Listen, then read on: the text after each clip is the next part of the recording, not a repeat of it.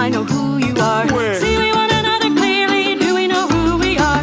Whoa, so is life a puppy. Whoa, so is life. Whoa, so is life a puppy. Whoa, so is life.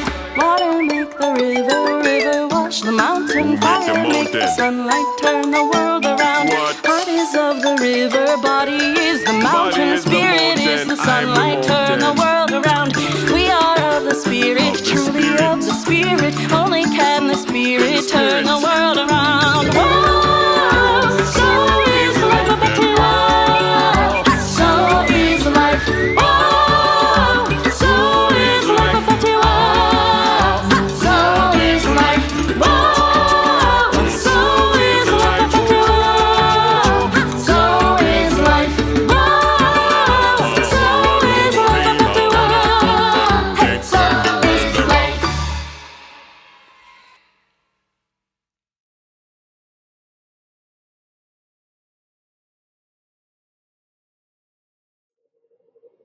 Hi, my name is Gabor Kiss, and I am MUUF envoy to UU@UN, the UUA's office at the United Nations, what used to be called the UUUNO. Today's service is a collaboration with UU@UN and the Green Earth Ministry and the Partner Church Committee. You will hear from the director of UU@UN, Bruce Knotts, who has been our guest in the past. The theme of this service is All in for Climate Justice, Food Equity, and Sustainability. This is also the theme of this year's Intergenerational Spring Seminar, which will be held in early April. You will also hear our music director, Stearns Matthews, singing in Hungarian, song number 352, Find the Stillness, originally titled Megpihenni, Megnyugodni. He has done an amazing job learning and singing this tongue twister. Today's collection plate will be shared with UU@UN. I hope that you enjoy the service.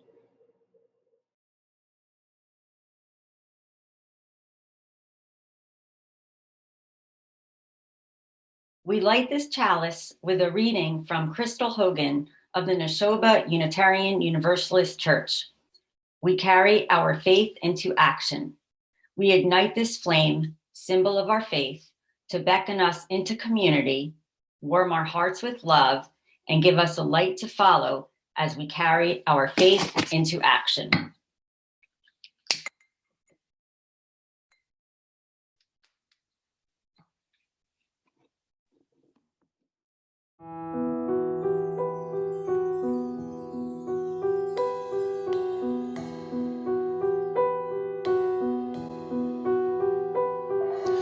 Find a stillness, hold a stillness, let the stillness carry me.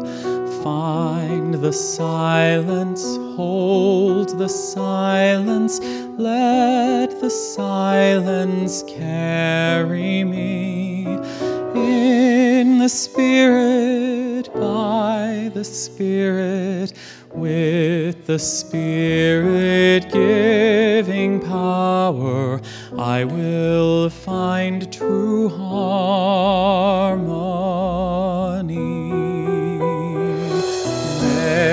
Megpihenni, megnyugodni, hozzájöttünk Istenünk, mert a harcban újabb erőt csak te nálad lehetünk. Bűnös fejünk porba hajtva, megremegve s megnyugodva, tekintünk rád, Istenünk. Seek the essence, hold the essence, let the essence carry me. Let me flower, help me flower, watch me flower, carry me. In the Spirit, by by the Spirit, with the Spirit giving power, I will find true harmony.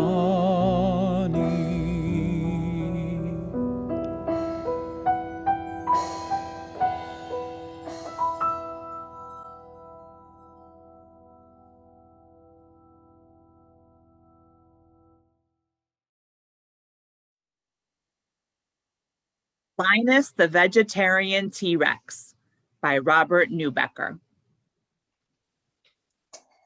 Ruth Ann Mackenzie was a member of the Museum of Natural History, and she had a membership card to prove it. Ruth Ann loved natural history.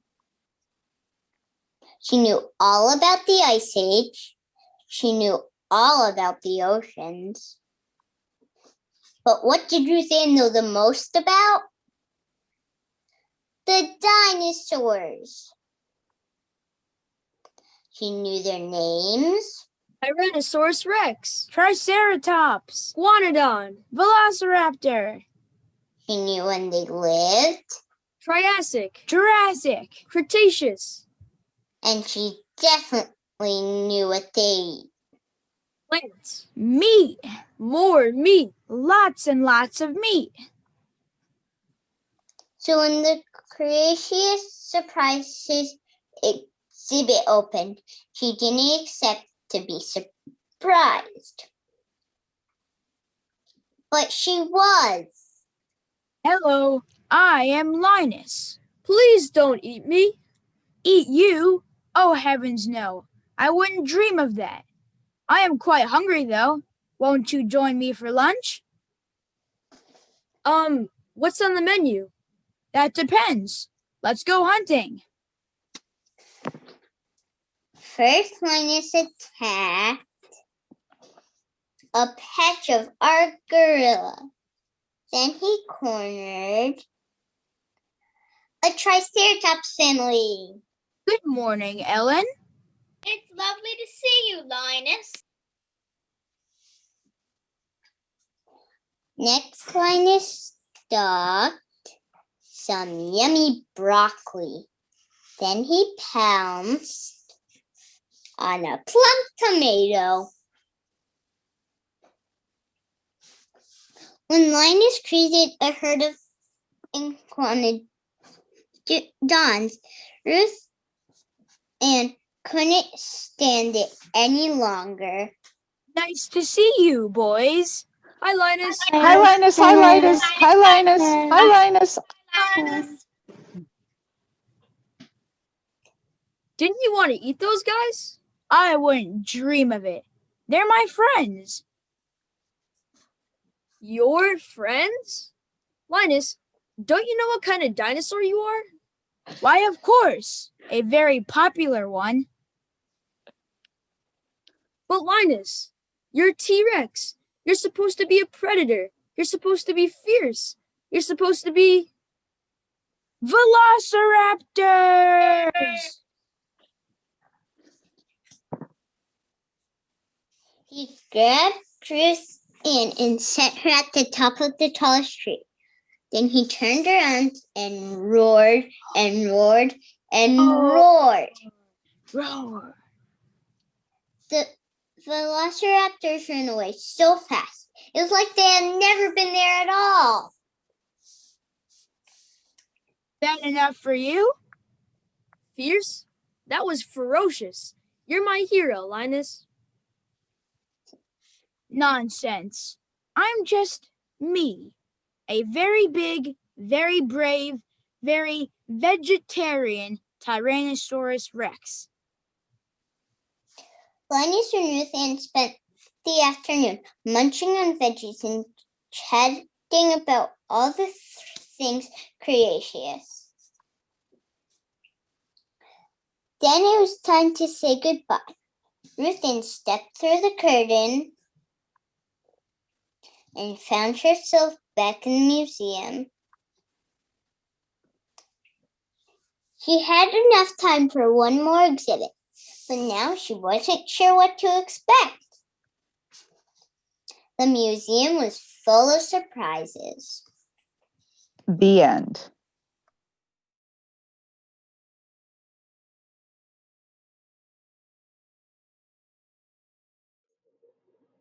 Hi, my name is Gabor Kiss, and I am MUF's envoy to the UU at UN and also chairperson of the Partner Church Committee. A new book called The Story of More by Hope Yarns makes the point that consumption does not equal happiness. If you have enough to eat, a comfortable place to live, warm clothes, access to medical care, etc., then your happiness is determined more by intangible things like membership in a supportive community, satisfying work, friends and lovers, opportunities for self-expression, a sense of purpose. Unfortunately, contemporary consumer capitalism is fundamentally committed to hiding this from you. So many bright and energetic people are working as hard as they can to convince you that you would be happy if you bought the right car, or the right clothes, or the right body spray, or, in the old days, if you smoked the right cigarette. It's the primary way that different companies making essentially the same products can compete and prevail in the marketplace.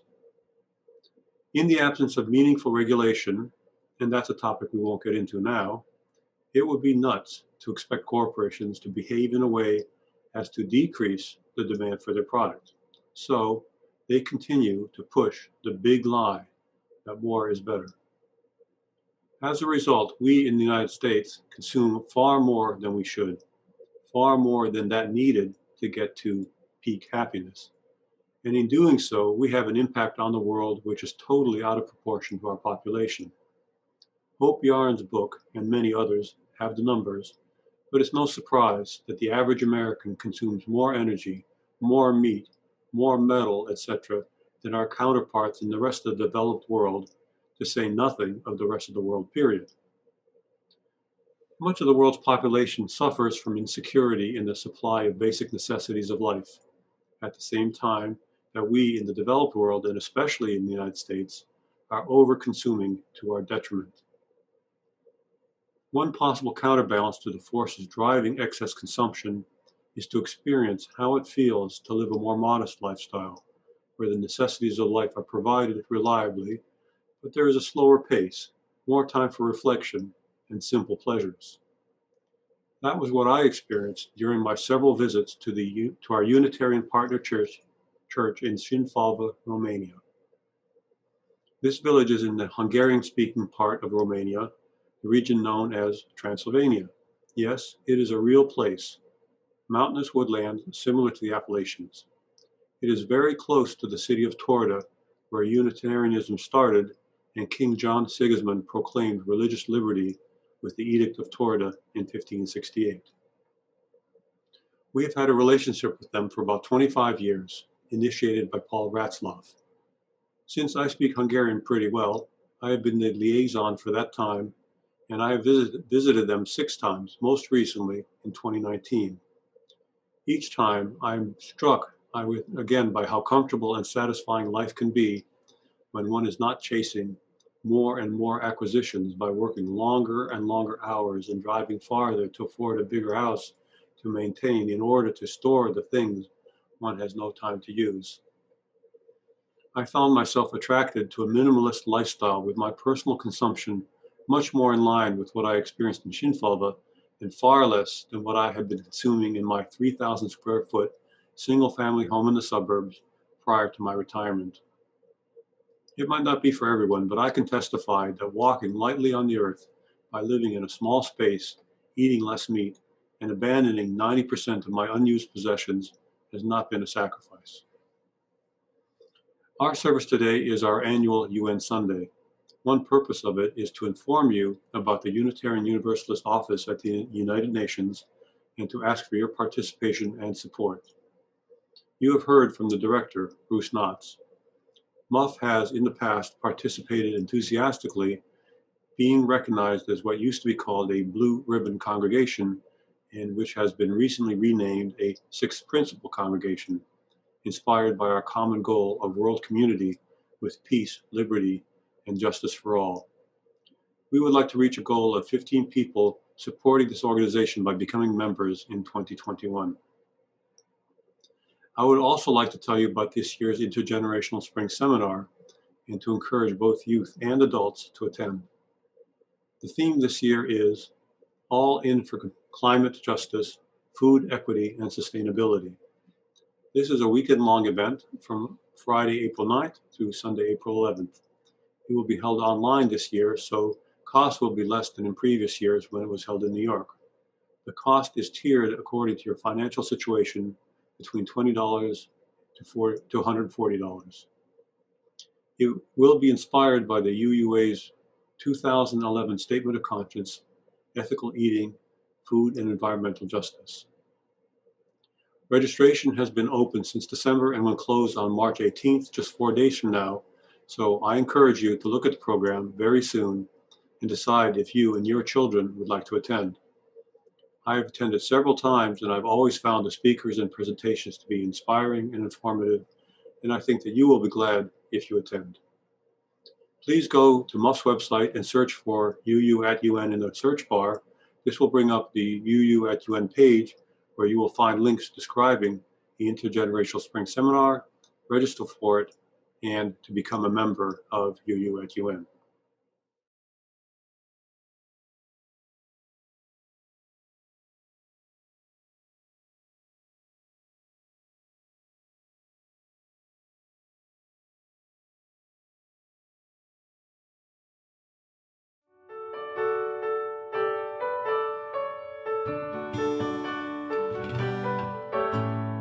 Plant more than you harvest, sun and water, earth and seeds. Plant more than you harvest, give the earth all that it needs. Plant more than you harvest, give the earth all that it needs. The earth all that it needs.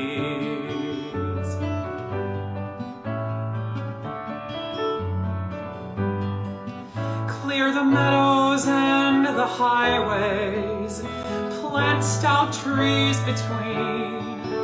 Let the forests hold the hillsides, cover the earth with green. Let the forests hold the hillsides, cover the earth with green. Cover the earth with green.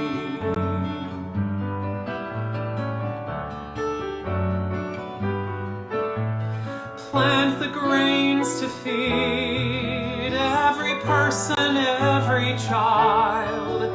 Some for all the beasts and birds, and some to grow just wild. Some for all the beasts and birds, and some to grow just wild. Some to grow just wild.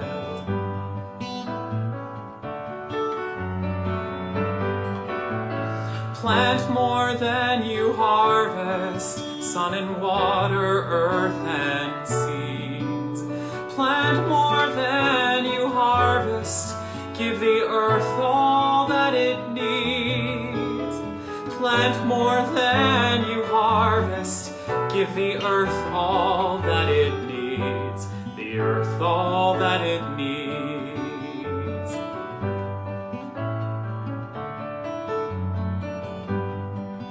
Tall cedar and the spreading oak cool all that dwell below, and the fallen trunk helps seeds reveal the secrets that they know. And the fallen trunk helps seeds reveal the secrets that they know. The secrets that they know.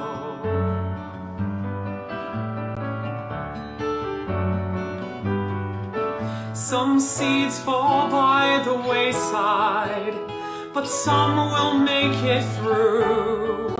On the water or wind or a loving hand, the cycle starts anew. On the water or wind or a loving hand, the cycle starts anew. The cycle starts anew.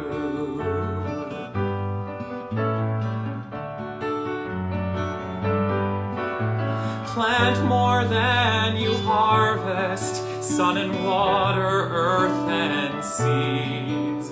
Plant more than you harvest, give the earth all that it needs.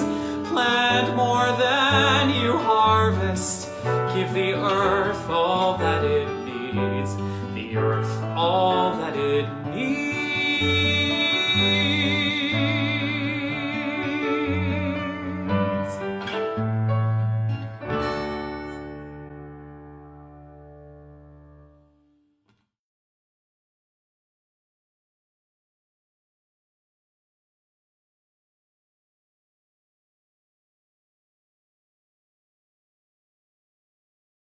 Hello, I'm Linda DeLapp. I'm a member of the Fellowship Strategic Planning Task Force, its Climate Crisis Task Force, and the Green Earth Ministry, our environmental committee. Do you recognize this book, Diet for a Small Planet? If you're about my age or a decade or two younger, you might. Diet for a Small Planet was published in 1971. Since then, it's sold several million copies.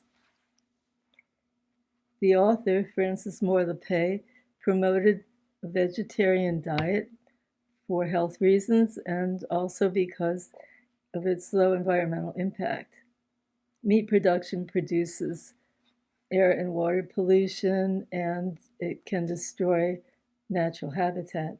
Here's what Frances Moore LePay had to write about our American diet. In exporting the great American steak religion, we are exporting a desire for the impossible. The earth could never provide the majority of its people with the grain-fed, meat-centered diet that Americans take for granted. If everyone in the world were to eat the typical American diet, the acreage under cultivation worldwide would have to double. In February, the Green Earth Ministry led a book discussion of The Story of Moore by Hope Yaron. I'd like to read for you a paragraph from her book. So much about the future is uncertain, but the fact that we need to eat will never go away. The total number of people is increasing, and we need to figure out sooner rather than later how we might feed them all. At present, we are choosing ourselves over our own grandchildren 3 times a day when we ignore the problem, pick up our forks, and take another bite of meat. You might have heard of Project Drawdown. It's an initiative to find and rank strategies that could draw down the amount of carbon dioxide in the atmosphere. The project ranks a plant-rich diet as one of the most effective climate solutions. A 2016 study indicated that worldwide transition to vegetarian diets by the year 2050 could reduce emissions by 63%, cut global mortality by 6 to 10%, and save trillions of dollars in healthcare costs. Well, I've been talking about sustainable diets. Here is the definition from the UN Food and Agriculture Organization, or FAO. A sustainable diet has low environmental impacts that contribute to food and nutrition security and to healthy life for present and future generations. Sustainable diets are protective and respectful of biodiversity and ecosystems, culturally acceptable, accessible, economically fair and affordable, nutritionally adequate, safe and healthy, while optimizing natural and human resources. Frances Moore LePay and others have argued that world hunger is caused by poverty, not by lack of food. Disempowered citizens and lack of transparency and accountability in government can lead to artificial scarcity, waste, and a large gap between the rich and the poor, the privileged and the marginalized. By empowering all of their citizens, governments can help to ensure equitable access to food and other resources. For more about citizen empowerment, read Daring Democracy, Igniting Power, Meaning, and Connection for the America we want. In an editorial in the Boston Globe in 2019, Frances Moore Lepay wrote, "With democracy itself at stake, many are saying no to 40 years of denigrating the role of government and instead are demanding it become a tool to promote the general welfare, as our Constitution's preamble defines the very purpose of our nation." In closing, I'm looking forward to the 50th anniversary edition of Diet for a Small Planet, expected in autumn of this year. Meanwhile, I'm decreasing my meat consumption and also advocating for environmental protection, voting rights, and citizen involvement.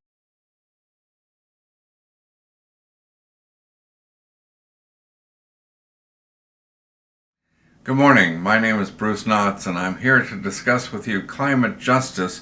We're all in this together. We have known about climate change for over 50 years, and we've done nothing. And even today, our government is not doing enough as fires consume the West, as coastal communities are being inundated, other areas face unprecedented droughts, and never before experienced freezing temperatures around the country. Presidents Johnson and Carter warned us about climate change. Carter put solar panels on the roof of the White House, and Reagan removed them. In December 1997, 150 countries met and adopted the Kyoto Protocols to reduce carbon emissions and greenhouse gases. The USA refused to join. When I was the regional refugee coordinator for the U.S. government in West Africa, Republican Representative Jim Sensenbrenner, who was in 2001 chair of the House Judiciary Committee, visited and wanted to see refugee camps in the region. I was his guide. Everyone in the embassy in Abidjan was laughing at the prospect of the very progressive Bruce Knotts spending 2 weeks in refugee camps with the very conservative Jim Sensenbrenner from Wisconsin. When he visited refugee camps crowded with 40,000 refugees or more, Sensenbrenner asked in panic, "How are we going to keep these people from coming to the United States?" My response was easy. Take care of them where they are, with housing, schools, jobs, and the necessities for a dignified life. As we bounced around African back roads to get to camps, Jim Sensenbrenner regaled me with his stories about how he single-handedly kept the United States out of the Kyoto Protocols. Congressman Sensenbrenner told me repeatedly how unfair the Kyoto Protocols were to the United States. The matter of fairness continues to arise when it comes to climate change. It is a major sticking point to progress. The genius of the Paris Climate Accords was that each nation came with their own best plan to combat climate change and then signed the agreement obligating their nation to fulfill the commitments they themselves made for their own country. And still, we are failing. The United States government continues to subsidize oil companies and to starve other scientific research and development, including that for sustainable forms of energy. I hope this will change in the current administration. The USA has rejoined the Paris Climate Accords, but we have lots of work to do, including contributing to the Global Climate Fund stipulated in the Paris Climate Accords. When I attended the climate conference in Katowice, Poland in 2018, developing countries were very angry that the promised funding to help developing countries meet their climate commitments had not been forthcoming.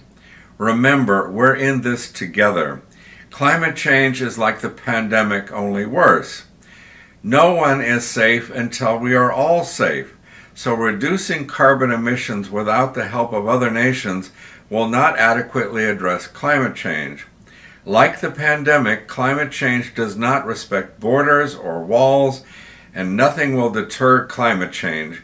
So we must help every nation achieve the same success we want for ourselves.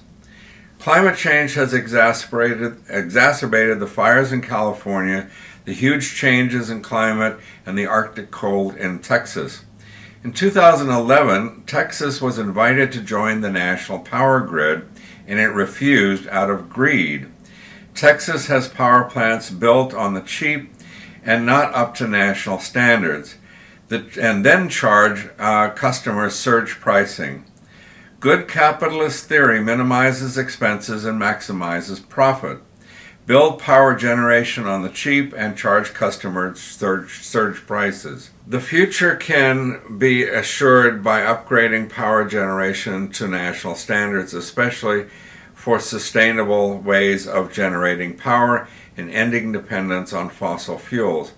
Texas Governor Abbott has justifiably been criticized for falsely blaming power outages on sustainable forms of energy, saying that we need fossil fuels now more than ever. Governor Abbott cares more about cultivating his relationships with the oil industry than meeting the needs of the citizens of Texas. So, what are the options before us? We have been waiting too long to reverse climate change. The clock has run out. All we can do now is try to adapt and mitigate. One thing people will do is migrate. Walls and violence will slow the migration, for thousands and thousands will die, perhaps millions or billions, and will die in the process, but migration will continue. For the past more than 50 years, we, the world community, have done next to nothing, mostly on the pretext that any deal will appear unfair to one nation or another. If human beings are by nature migratory, they were by nature adverse to global cooperation also.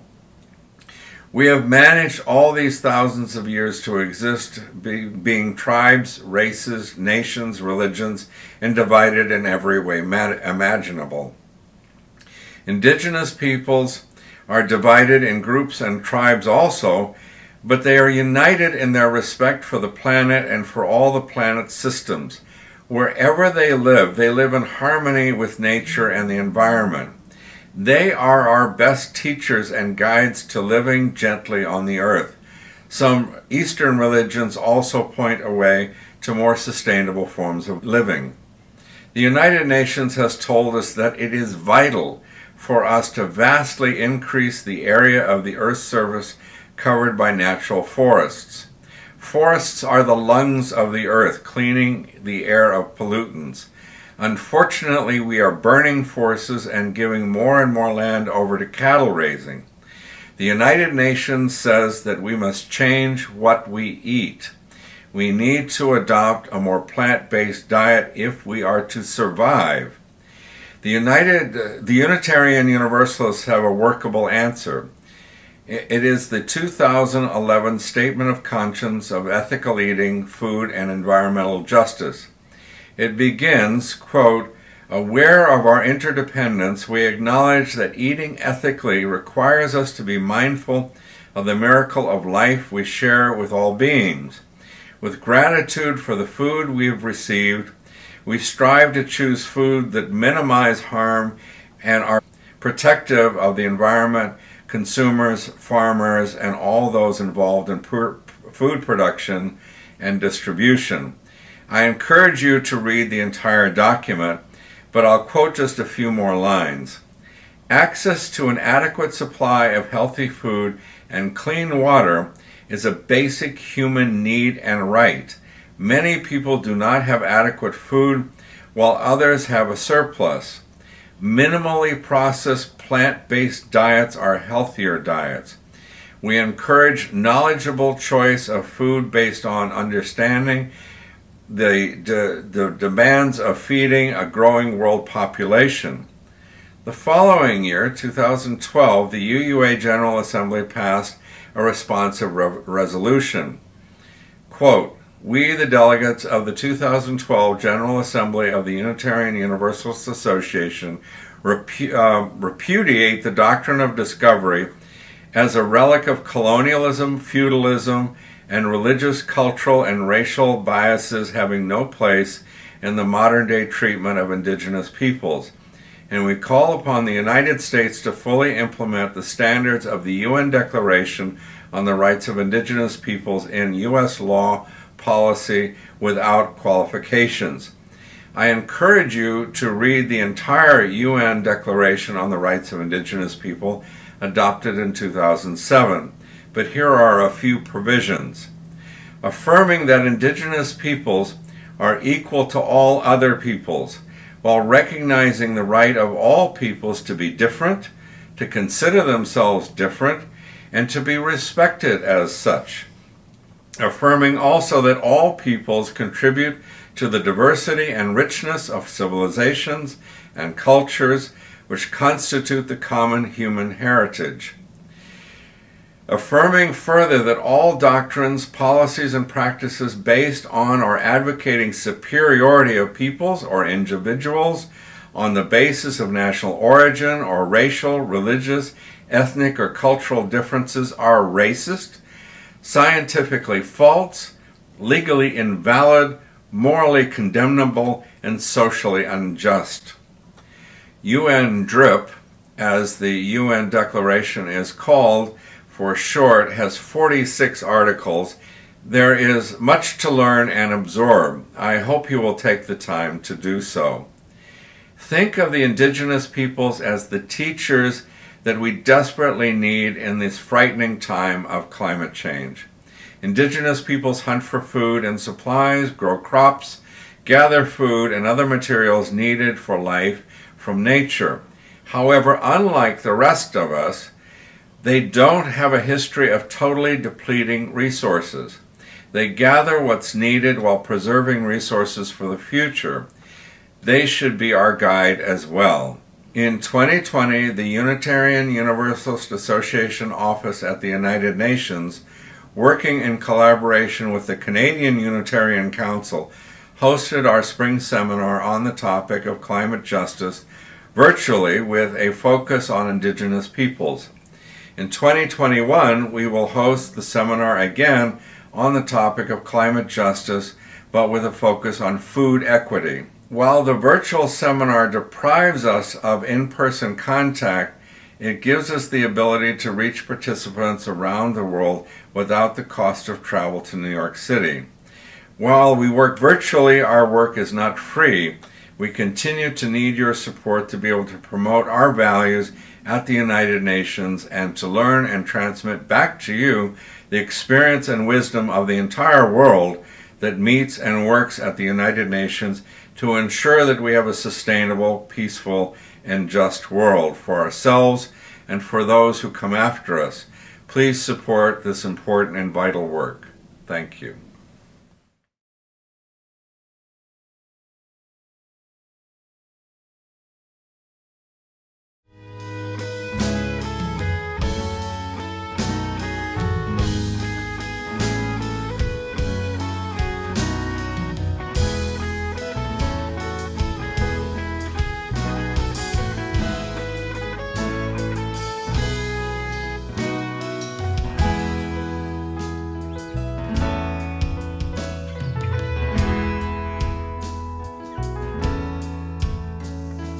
Though below me I feel no motion, standing on these mountains and plains, far away from the rolling ocean, still my dry land heart can say, I've been sailing all my life now, never harbor or port have I known.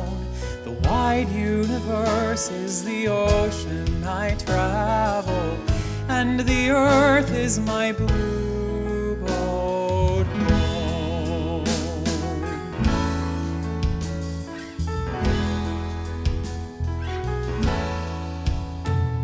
Sun my sail and moon my rudder, as I ply the starry sea,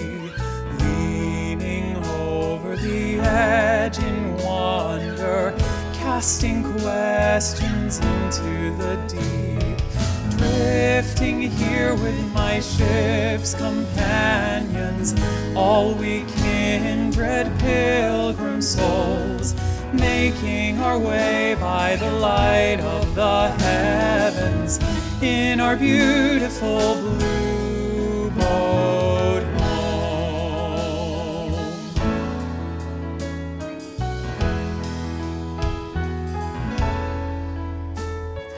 I give thanks to the waves upholding me, hail the great winds urging me on, greet the infinite sea before me, sing the sky my sailor song. I was born upon the fathoms, never harbor or port have I known. The wide universe is the ocean I travel, and the earth is my blue boat home.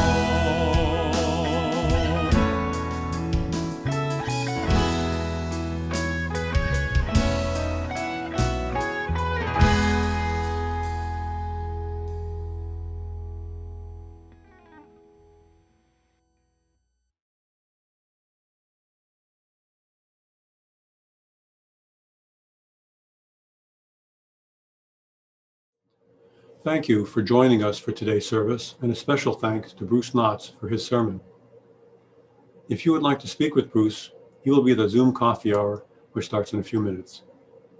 Ask the tech host to be placed in Bruce's breakout room.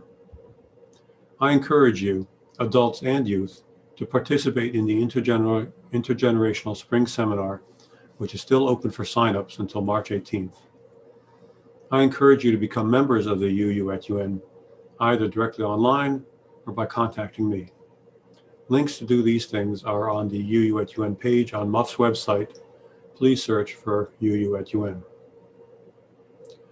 One of our UU songs tells us, "Take not for granted a privileged place."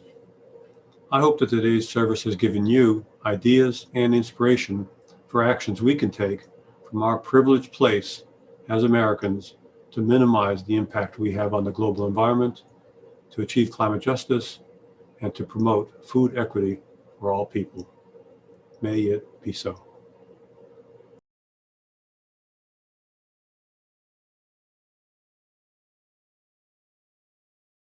Distinguish this chalice with a reading from Amy Zucker Morgenstern of the Unitarian Universalist Church of Palo Alto. When we take fire from our chalice, it does not become less, it becomes more. And so we extinguish our chalice, but we take its light and warmth with us, multiplying their power by all of our lives and sharing it with the world.